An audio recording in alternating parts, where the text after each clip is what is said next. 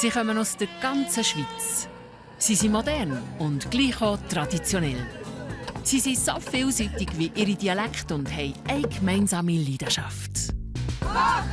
Die 7 Frauen stellen sich am Wettbewerb um die beste Regionalküche. Ich heiße Theresia Hohlenstein, komme von Brüllisau im Kanton Appenzell-Innerrhoden. Ich bin Beatrice Meier von Luesdorf im Kanton Thurgau. Ich bin Sonja Schild von Iseltwald im Berner Oberland. Mein Name ist Rita Kaufmann und ich bin aus dem luzernischen Kummerau. Ich bin Christa Kreienbühl, wohne in Zoberhüningen im Emmental. Ich bin Christa Straub aus Attenwil, das liegt im Kanton Aargau.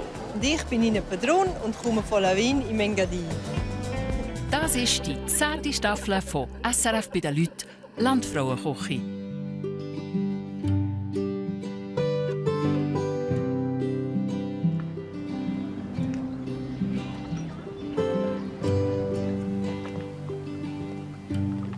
Iseltwald am Brienzersee im Berner Oberland. Hier wohnt die 3. Landfrau, Sonja Schild, mit ihrer Familie. Für ihre Gäste heute Abend macht sie ein Honigparfait mit Meerrettstückchen. Das Dessert bleibt aber nicht hier in der Küche.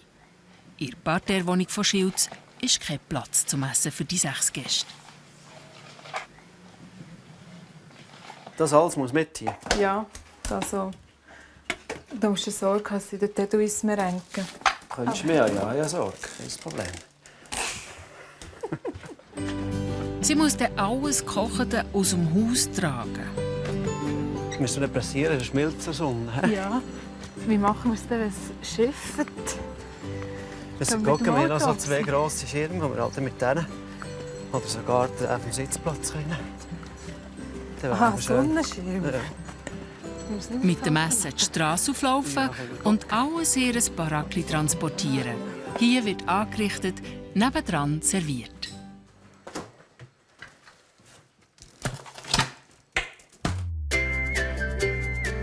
Es ist etwas bewölkt am Brienzersee. Die Stimmung im Postauto bei den 6 Landfrauen aber heiter. Sie weisen, was es echt am Abend könnte zu essen geben.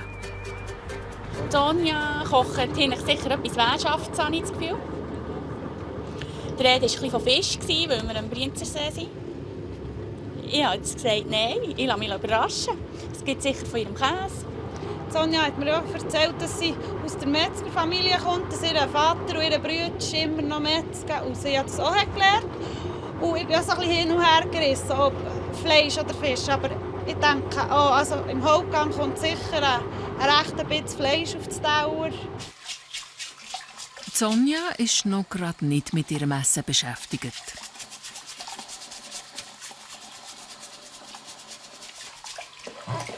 So, perfekt.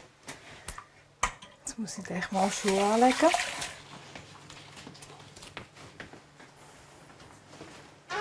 Und jetzt geht es hinter das Fleisch. Das ist Unterspalten, das ist grobfaseriges Rindfleisch, das geeignet ist für einen Sennentopf. Den Sennentopf gibt es zum Hauptgang. Es ist wichtig, dass das Bouillon ganz heiß ist, wenn man es drin tut. Das tun wir jetzt 3 Stunden so blöderle.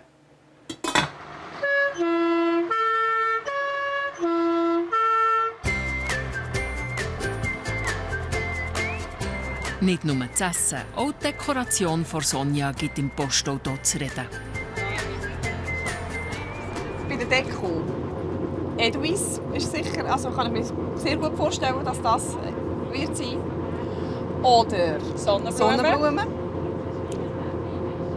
Straubellen. Genau. Und das rot-weiß kariertes Tischtuch kann ich mir wirklich Gut vorstellen.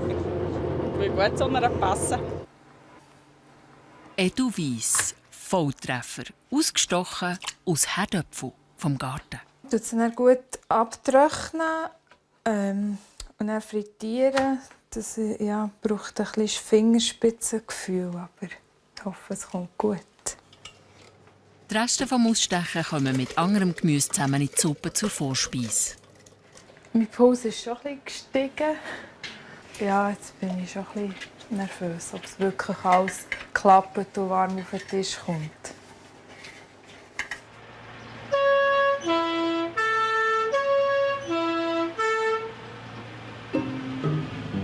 Und schon fahren die Landfrauen das Iseltwald ein.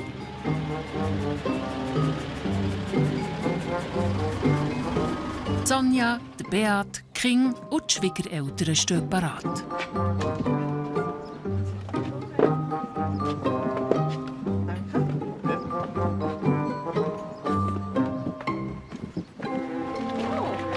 Hoi. Hoi, Sonja.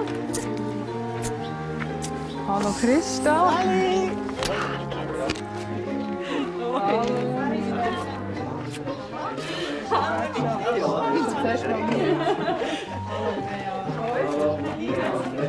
Ja, mir geht's gut. Ich begrüße euch auf dem Schildenhof. Schön seid ihr da. Wir haben euch ein Apero gemacht. Das ist so Prosecco mit Feierli-Sirup. Und von unseren Produkten Salami von uns und Chiliwurst, Alpkäse und Hobelkäse. Und Ankerzöpfe. Ich wünsche euch einen guten. Danke. Ja,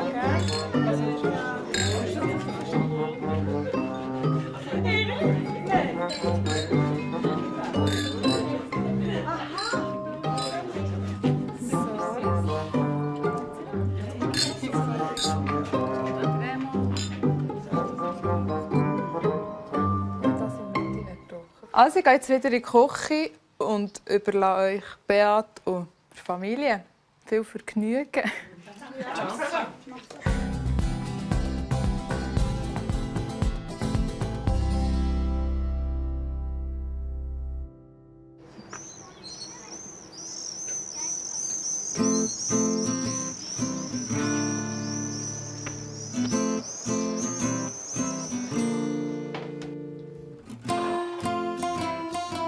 Montagmorgen bei der Familie Schild. Die langen Sommerferien sind vorbei. Für Melina ist heute der erste Schultag. Der Remo kommt in die 2. Klasse. Die jüngste, die Larina, muss noch nicht parat sein. Sie wird erst 3. Ich bin noch faul. Verpassen will sie diesen Morgen gleich nicht. Musst du ein bisschen Milch haben? Hast du noch so lange geschlafen? Für Melina ist das, sie hat schon lange geplant und zählt dafür, dass sie noch schlafen muss, bis sie in die Schule darf. Gell, Melina? Ich habe gefragt, ob ich mitkommen soll. Aber sie finden, sie können das allein. Und ich habe ja noch Gäste, da bin ich auch froh. Dann kann ich zum Morgen machen und sie gehen in die Schule, sind nicht so weit weg. Und dann schaffen sie das schon. Oder jetzt kannst du noch sagen, Melina. Du kannst selber gehen, gell? Ja. Kennst du das Schulhaus? Ja. Hast du oft Fotos? Hä?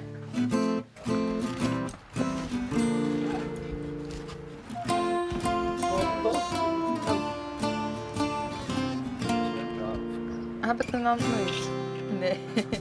Es ist für Melina sicher auch nicht schlecht, dass der grosse Brütsch in die gleiche Schule geht.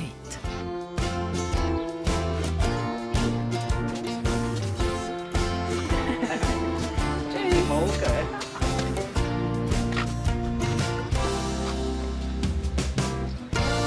Tschüss zusammen.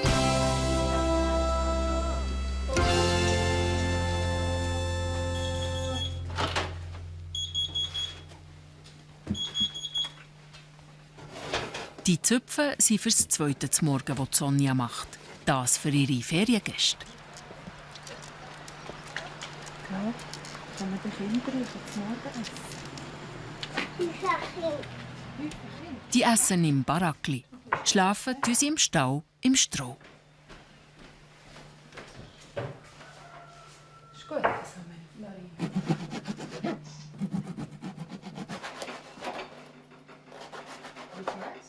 Good morning. Good morning. How are you? Good morning.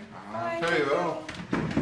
We sleep very well. Really? Yeah, it was very nice. Yes. Good? Yeah.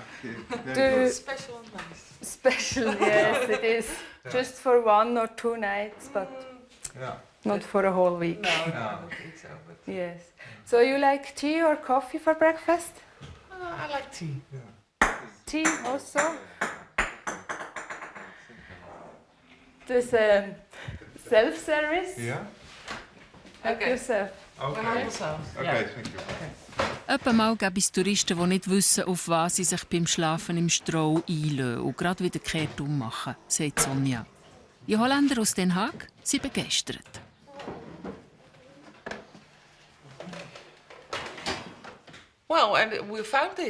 Die Zähne erzählt, dass sie gerne außergewöhnliche Orte haben. Das hier sei schon anders als das Normale. This is a place like that, and I liked it very much. Yeah.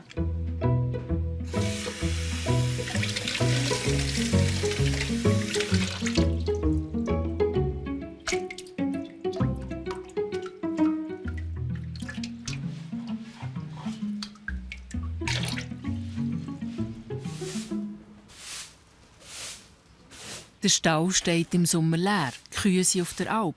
Darum können hier Gäste schlafen. Bis wir den Stall rausgewaschen haben und frisch gestrichen, eingestreut und weggemacht, gibt es schon zu tun. Es braucht sicher 14 Tage, bis wir das gemacht haben. Auch die Rinder überlassen den Platz den Touristen. In diesen 4 Monaten, die wir es anbieten, von Anfang Juni bis Ende September, haben wir zwischen 600 und 800 Übernachtungen. Vor allem halt im Juli, das ist der Hauptmonat, bis Mitte August. Da haben wir wirklich jetzt, hat es keine Nacht gegeben, wo niemand war.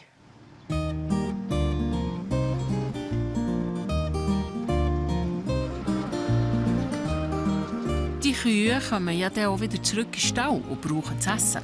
Darum heisst es bei Schilz bei schönem Wetter «Heuen». Sie haben nicht nur Weiden um das Haus herum, sondern auch noch höher oben, in stotzigem Gelände. Schon das Brunnen. Das ist gut.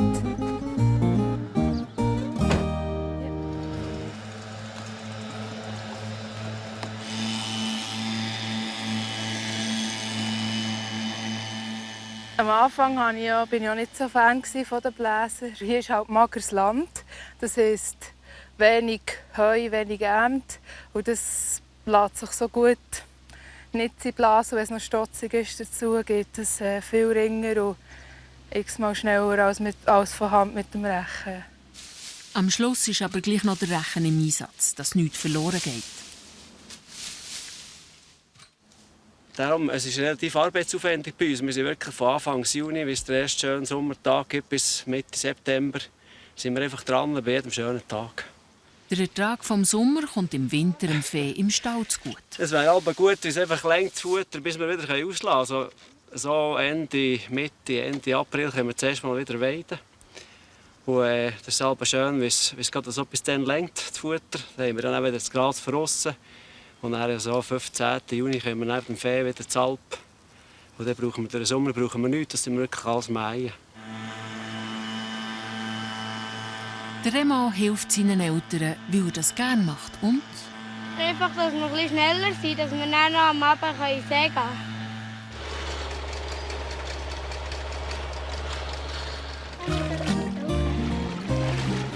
Fertig geheult und der erste Schultag ist durch. Das Baden ist verdient.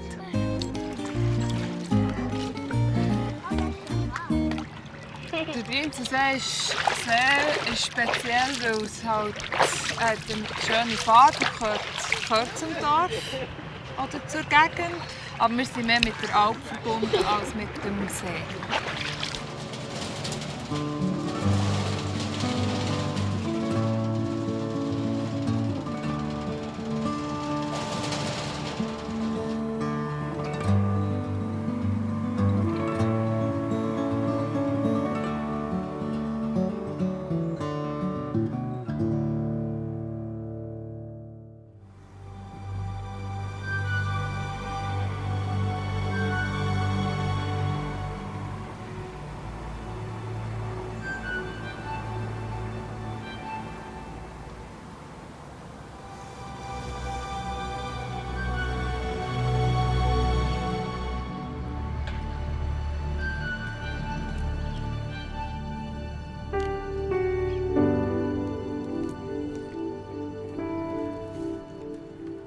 Der Garten bedeutet mir sehr viel. Ich bin immer stolz, wenn ich Sachen vom Garten auf den Tisch stellen kann und den Kindern sagen kann, dass alles von unseren Produkten ist. Auch fürs Landfrauenessen kann sich Sonja in ihrem Garten bedienen.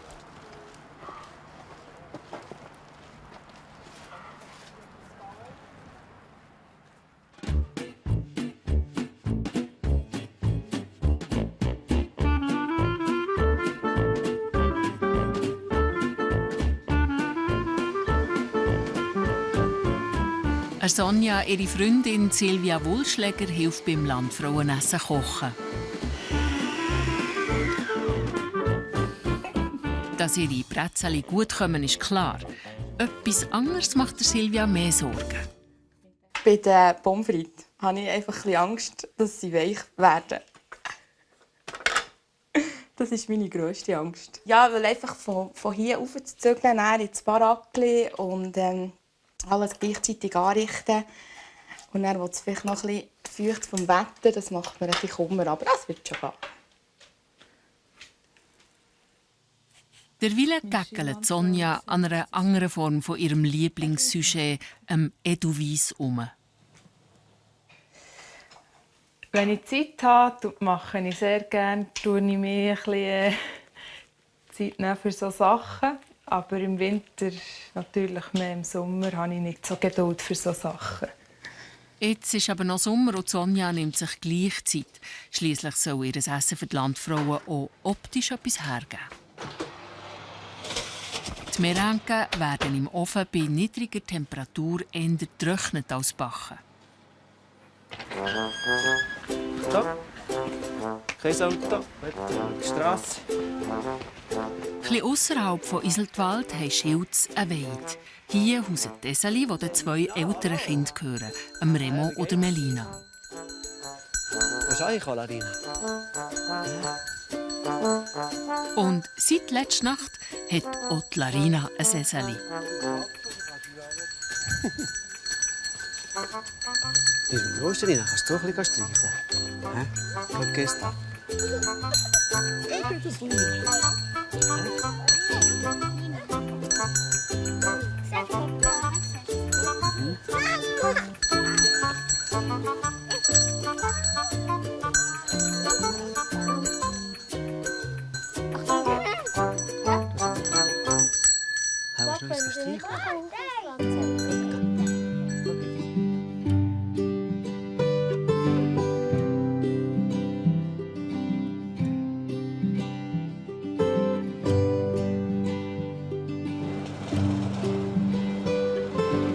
Für Sonja ist es Zeit, mit den Söseli anzufangen, die es zum Fleisch im Hauptgang geben soll. Willst du backen? Sie ist aber nicht lange allein. Hast du die Hände gewaschen? Ja. Der Remo wirkt auch gerne in der Küche.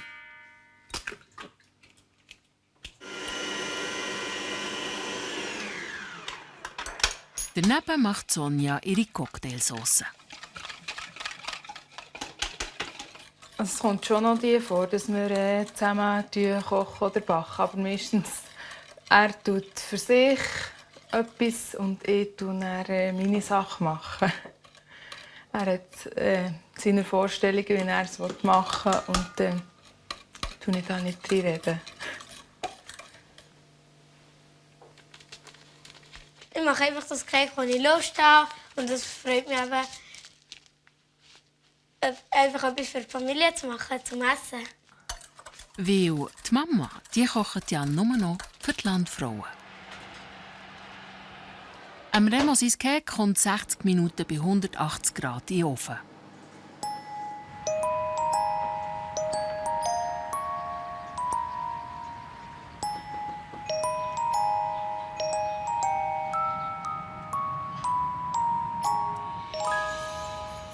Und manchmal werden im Schlaf die süßesten Träume wahr.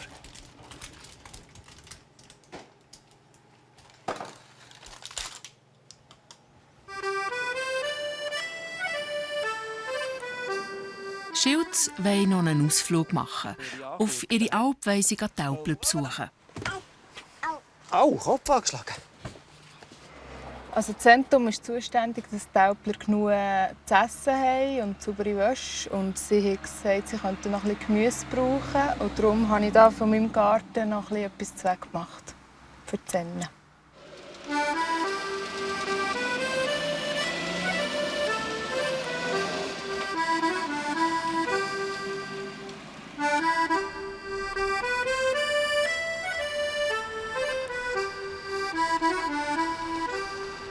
Ja, wenn wir zusammen in die Alp fahren können, mit der Familie, mit den Kindern, ist so ein bisschen der Stress und das Viele, was halt im Tal zu tun gibt, ein bisschen hinter sich zu lassen. Ein bisschen in die Ruhe der Natur und ja, es ist eine Erholung, wenn man dort oben ist. Die Bettenalp liegt auf rund 1900 Meter. Das Vieh von Schiltz und noch 2 anderen Familien verbringt hier den Sommer. In Obhut von den Sennen Daniela und Andreas Estermann. Hallo, hi Melina. Hallo Daniela, hallo. Andreas, grüß dich. Hoi Remo. Hallo. Ich bringe euch noch ein paar Sachen zu Leid von dir.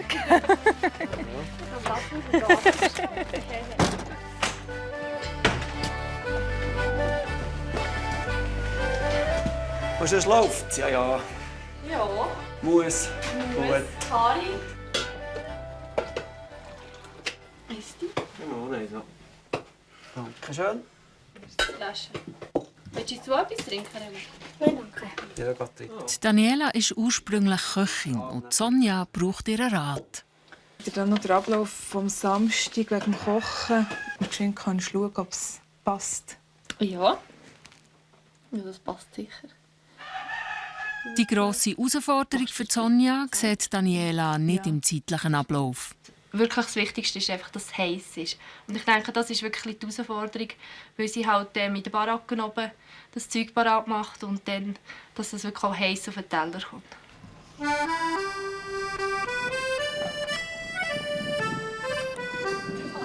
Sonja will von der Alp auch Käse mit heimnehmen. Es hat Mutschli, die parat sind. Super. Da ist auch Wein noch. Von der Melodie. Das Blau hier ist eigentlich der Tag, der 30. Heute ist die alte Monatsbezeichnung von Juli. Und so schreiben wir sie einfach an, von welchem Tag wir sie haben. Und das ist die Zentrumnummer. Den Käse teilen wir aufteilen. Es ist ein Zentrum mit 3 Bauern. Also wir sind zu dritt in diesem Zentrum. Und der ist einfach ein guter Gritt und gehört uns.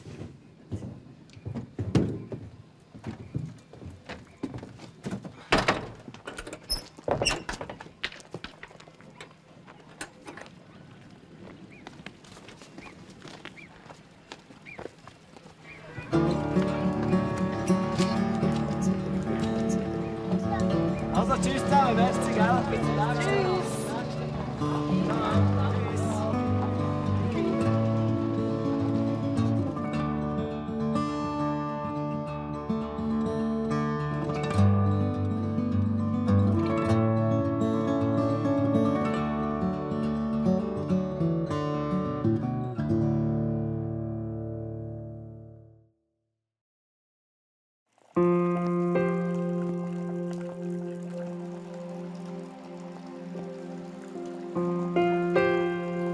Es ist der letzte Tag vor dem Landfrauenessen.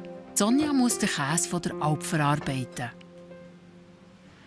In gängige Stücke schneiden, einpacken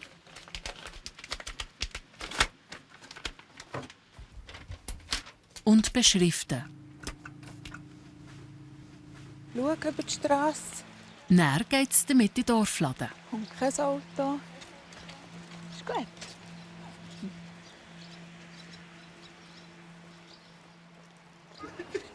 Morgen zusammen.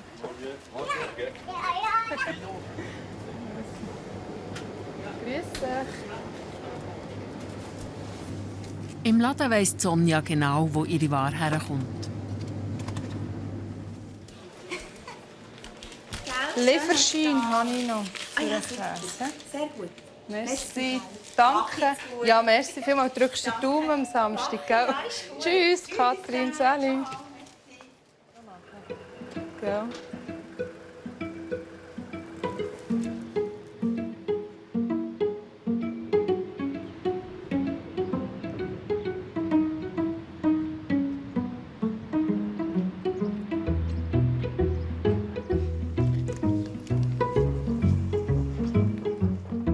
Kurz darauf geht etwas im Barackli. Den Landfrauen ihr Esszimmer soll eingerichtet und dekoriert werden wie eine Sennenstube. Auch hier hat Sonja Hilfe von einer Freundin. Genau, ich komme dann so zur Tür rein. Dann sage ich meiner lieben Frau, der Rucksack ist gepackt, wir gehen ein Picknick. Du hast echt kein Gerät. Ja, wir brauchen. Komm, schauen. Ja, ich schaue. Die Marianne Zurbuchen weiss, was in eine Sennenstube gehört. Hat es? Jetzt hat es noch das Bägeli vergangen. Ja, eben sicher eine Wäschheiche oder eben Holzbiegen oder das gehäuselte Tischtuch ist sicher auch ein Grund, dass es sofort in die Alplerstube geht. Und ja, einfach das Einfache. Spannen, kommt in die Richtung. Aha, ja. Ja. Es ist ja nicht bündig schön. Der Beat ist gelehrter Zimmermann und kann noch einen Moment lang helfen. Im nächsten Moment fällt er schon wieder. Es ist schlimm, wenn man so Zimmermann als Mann hat.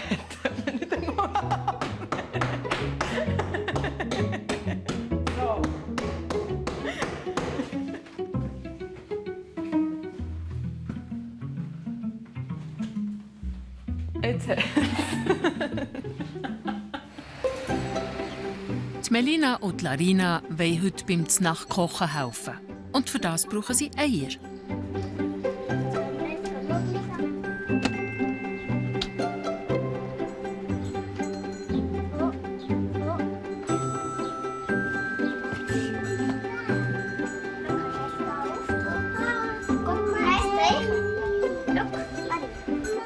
Nimmst du raus?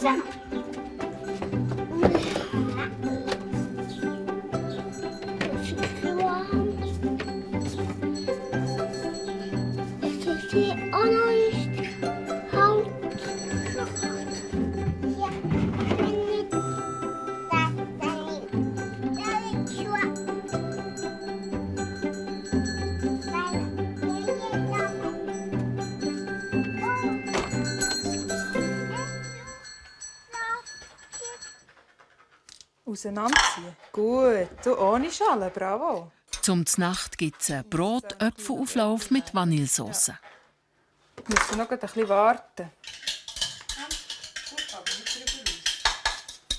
So. Also Kind helfen brauchen wir sicher länger Zeit, das ist so. Aber ich hoffe, es kommen wir dann später uns zu gut und sie kochen dann mal kochen, wenn ich nicht Zeit habe. Soll ich noch ein bisschen Milch rühren? Willst du noch ein bisschen Äpfel schneiden? Nein. Oh, schau, das wird ja gut. Jetzt ist sie schon schön dick. Upp.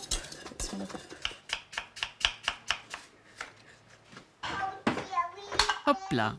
Und wenn dann mal etwas schief geht, ein Auge zudrücken. Gut, schön verteilen, ja.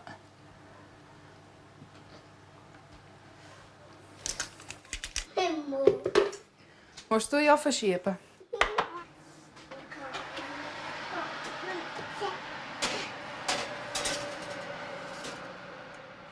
Danke, kannst du herhocken.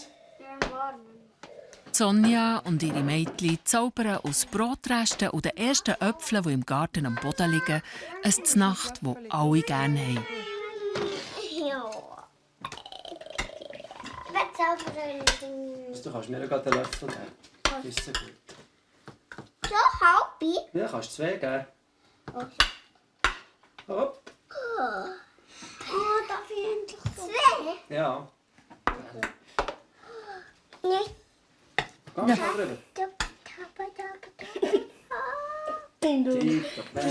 Also jetzt nimmt Melina auch noch ein bisschen, Gute. Einen guten miteinander.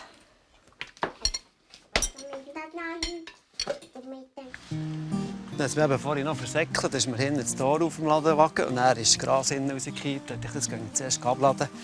Die Kinder sind versorgt und Sonja oder Beat hatten einen ruhigen Abend vor sich, wie am nächsten Tag nicht das Landfrauenessen wäre. Zuerst noch Flecken, dann kann ich den Rest hier noch rein. Ich kann dort halt noch gar nicht helfen. Es gibt schon ein paar Sachen, die wir machen müssen. Ich habe vorhin das Radarbild noch geschaut. Das sieht gar nicht so schlecht aus. Jetzt hat er vom 3 bis um 4 noch Regen, dann ist es abtrocknen. 5 ist bombastisch. Sie müssen abkommen bis am nächsten Tag. Sie sind schließlich ein gutes Team und können sich aufeinander verlassen. Ich schätze wirklich einfach an Sonja ihre Art, die sie hat. Eben jetzt gerade als Familienfrau, wie sie zu den Kindern ist, zu uns einfach die Familie betreut, zu uns schaut. Und eben auch ihre offene Art. Und ich glaube, wir können wirklich über alles zusammen berichten. Was sicher ein wichtiger Bestandteil ist in einer Beziehung. Dass man einander sagen darf und einfach auch das Vertrauen hat zueinander. Ich schätze, dass er so Vertrauen hat in mich, dass er mich auch unterstützt in den Sachen, die ich mache und mir auch die Freiheit gibt.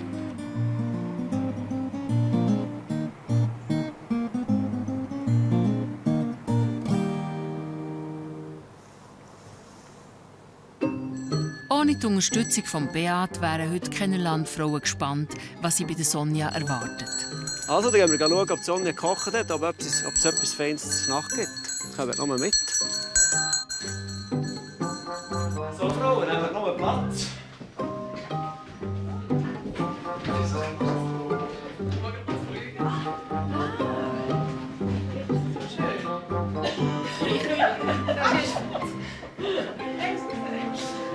Hast du jetzt das den Tisch durchgesehen, was du erzählt hast? Ja, stimmt, genau.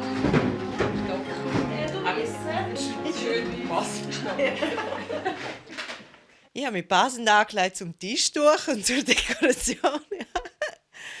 Ja, ich habe es gedacht, aber dass es jetzt wirklich so gut passt, hätte ich nicht gedacht. Ja. Die ersten Edelweiss liegen schon auf dem Tisch parat. Ich hoffe, ihr fühlt euch wohl in unserer Sennenstube. Ich habe mehr halt das Thema Alp gewählt, weil wir mehr Bezug haben zur Alp als zum See. Und bevor ich euch das Menü vorstelle, muss ich noch die Alpwäsche aufhängen.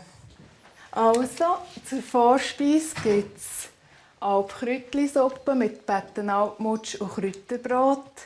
Zur Hauptspeise gibt es einen Sennentopf mit Kräuter-Knoblauchsauce und Cocktailsauce, Edelweissherdöpfel und Gartengemüse. Und zum Dessert gibt es einen Albtraum. Oh. Haben wir jetzt verstanden? Ja, genau. Ich wünsche Ihnen einen guten. Das habe ich schon gedacht, nicht vom See. Ja. Aber auf Suppe ist niemand gekommen. Stimmt. Habe ich ja nicht gesagt. Das Edelweiss, das die Vorspeise dekoriert, ist aus Bettenalpmutschli ausgestochen. In Suppe fehlen noch die Kräuter. Auf der Alp gibt es ganz viele Kräuter, die man eigentlich essen kann, die man vielleicht gar nicht weiss. Jetzt, die Brennnessel ist sicher für den Geschmack und das Mackikraut, Thymian. Und der gute Heinrich ist mehr für die Farbe, ja, weil es immer schön grüne Farbe gibt. Ready? Dann gilt es ernst mit der Vorspeise. Ich habe gekocht. Gut, Ist gut, oder? Ja. Also wirklich so 1:1 hier kochen, hier oben servieren, haben wir es noch nie gemacht. Dass die Vorspeise jetzt auf einer Wanderung ist, wissen die Landfrauen nicht. Ist es echt noch heiß genug? Es ist wärmer noch. Dann sollten wir nicht mehr zu fest aufkochen. Ein bisschen, der Geschmack ist tipptopp, aber... In der kleinen Küche wird die Suppe nur noch gewärmt und angerichtet.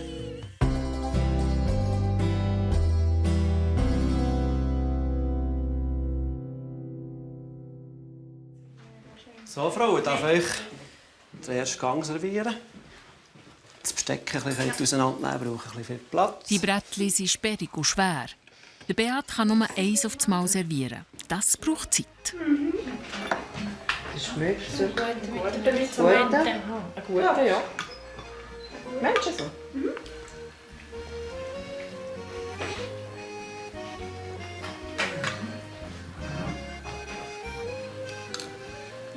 Du siehst aus vielleicht. Also das macht nicht. Die Vorspeise war wunderschön präsentiert. War sehr fein auch. Die Farbe hat mich so fasziniert. Wirklich in diesem weißen Geschirrchen, in die ganz man hat wirklich das Gefühl gehabt, wir beißen fast in so eine Alpwiese rein. Die grasgrüne Farbe war wirklich wunderschön, auch mit dem Käse dazu. Ja. Die Suppe hatte eine mega Farbe, war wunderschön dekoriert. Es war sehr gut, ein bisschen ganz wenig salzig vielleicht, aber super, das Brot selber gemacht, sehr gut. Wie immer geben die Landfrauen der Gastgeberin zu jedem Gang Punkte. Die Karten werden eingesammelt und unter Verschluss behalten. Die Frauen löffeln ihre Suppenschale aus, wie wenn das Essen hier fertig wäre. Dabei steht der Kochjunge Silvia schon an der Fritteuse. Das sind Edelweiss für den Hauptgang. Sonja gibt die wichtige Aufgabe einfach ab. Hey, kommt's gut? Ja. Meinst du mir genug? Ja. Das sieht immer nach weniger aus, als es dann ist. Frittieren tut immer Beat. Wenn es nach mir ging, hätten wir gar keine Fritteuse. Aber in der Familie Schild ist es so gang und gäbe, dass es am Sonntag Pommes frites gibt. Und darum ist das sehr hart. Und ein Festessen bei Schilds ohne Fritt wäre undenkbar. Was, sind die schon fertig mit Der erste Gang ist gegessen. Gott. Und jede hockt noch für die Ist gut. Okay, aber soll ich gerade etwas schon mitnehmen? Das Fleisch für den Sennentopf ist nachher. Ja.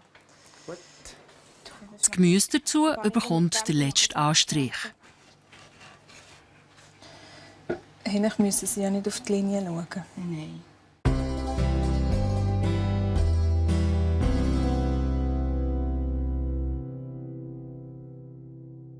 Soll ich Pommes frites drauf tun? Müssen wir das Fleisch suchen? In der kleinen Küche vom Barackli kann man das Essen zu warm tun. Hier kochen wäre unmöglich. Das Mal fange ich gerade hier bei dir. Danke für den Wahl. Der Beat braucht wieder ein Weile, bis er allen das Brettchen mit dem Essen hat serviert. Ja. Merci vielmals, danke. Wir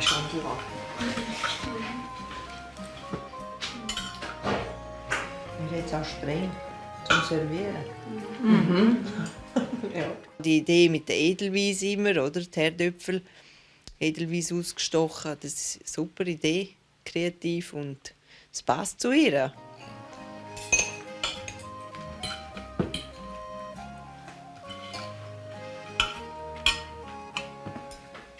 Die Hauptspeise hat mich total überrascht und ich bin natürlich ein grosser Fan von diesen Cocktail-Söseli und das war für mich wunderbar, wie man alles ein bisschen dünkeln kann.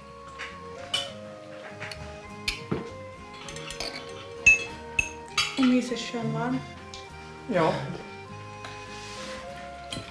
Aber ja. Das letzte bekommen. Ja, Ah ja, du bist jetzt im Hotel. Ja. Edelweiss Pommes frites habe ich sehr herzig gefunden. Sie waren auch sehr fein, wie auch das Gemüse. Es war knackig, mir leider kalt. Ja, no, ist nicht weiter schlimm. Es ist halt ein Zeit gegangen. Der Beat konnte einfach einen Teller nehmen. Es war halt auch schwer mit dem Holzbrett, aber es hat sehr schön ausgesehen. Schatz, hast du noch ein bisschen? Christian, haben wir noch ein bisschen? Ich dachte, Christa ist eine gute Esserin. Wir geben ihr doch noch ein bisschen. Die ist so streng daheim, aber wir tun das gerade nicht. Ja, ich esse halt einfach mehr als die anderen. Es war super fein, ja. Jede Frau hat hoffentlich genug gegessen, weil heute ist sicher nicht der Tag, wo man mit Hunger vom Tisch geht. Ja, wir sehen, wie wir das machen. In Sonjas Küche geht es an Endspurt. Zeitlupentempo. Auf die Heidi im Gläschen kommt eine Schicht Mascarpone-Creme.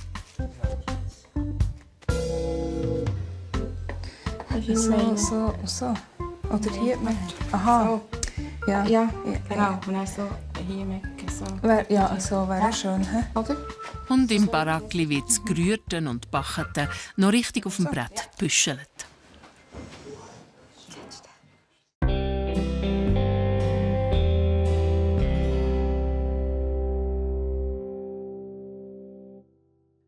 Am Tisch gibt es Parfait mit dem Merengue-Stückchen Rätsel auf. Was ist das? Seidenblumenhonig. Aha, also das oben drauf, gell? Aber es hat irgendwie Merengue oder etwas drin, nicht?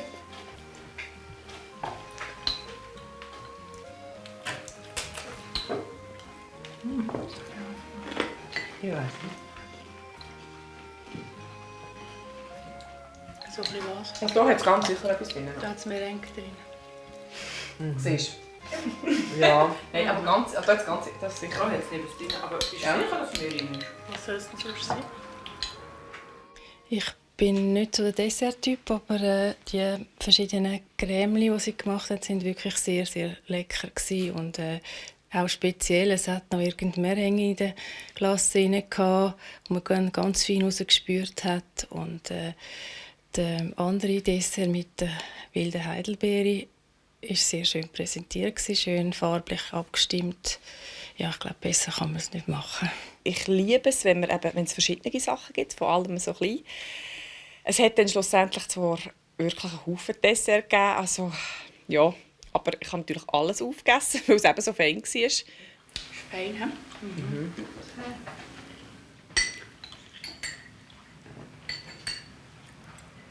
Ja, es sind Merengue drin. Okay. Jetzt sage ich so was. Gell?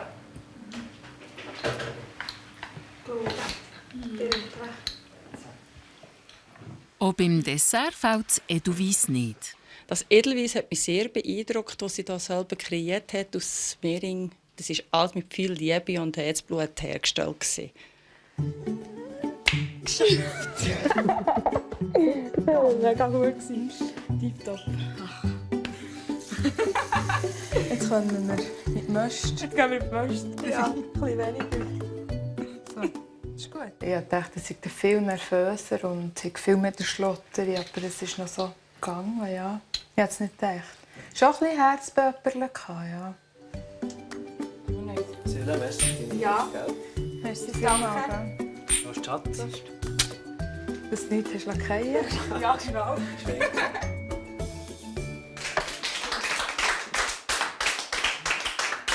Ich freue mich noch einen Elternkaffee und ein paar Brezeln.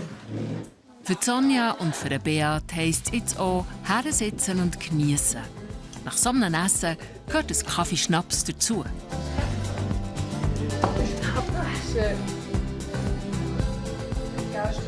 Rita Kaufmann ist Gastgeberin von nächster Woche und erwartet Landfrauen bei sich im Kanton Luzern. Sonja kann die Reise zu Rita schon geniessen. Ob sie mit ihrem Sennen nach der Sieg holt, erfahren ihr im Finale am 5. November.